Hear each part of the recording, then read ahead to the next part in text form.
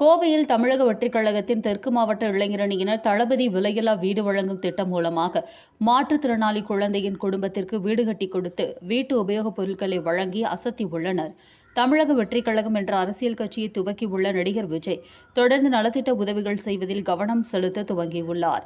அவரது அன்பு கட்டளைக்கு இணங்க தமிழக வெற்றிக் கழகத்தின் கோவை தெற்கு மாவட்ட இளைஞரணியினர் அக்கட்சியின் தேசிய பொதுச் செயலாளர் புஸ்ஸி ஆனந்த் அறிவுரைப்படி இலவச படிப்பகம், குருதி கொடை முகாம், சாலையோர மக்களுக்கு குளிர்கால போர்வை மற்றும் உணவு வழங்குவது போன்ற மக்கள் நலப் பணிகளை தொடர்ந்து செய்து வருகின்றனர்.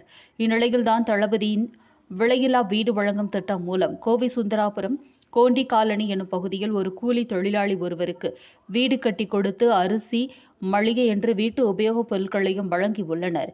கோவை தெற்கு மாவட்ட இளைஞரணி தலைவர் பாபு தலைமையில் நடைபெற்ற இதற்கான நிகழ்ச்சியில் கலந்து கொண்ட தமிழக வெற்றிக் கழகத்தின் தேசிய செயலாளர் புஸ்ஸி ஆனந்த் பயனாளியிடம் வீட்டின் சாவியை வழங்கி வீட்டிற்கு தேவையான பொருட்களையும் வழங்கினார். இதில் தெற்கு மாவட்ட தலைவர் விக்னேஷ் என்ற கோவை விக்கி, வடக்கு மாவட்ட தலைவர் சம்பத், கிழக்கு மாவட்ட தலைவர் யுவராஜ் ஆகியோர் கலந்து கொண்டனர்.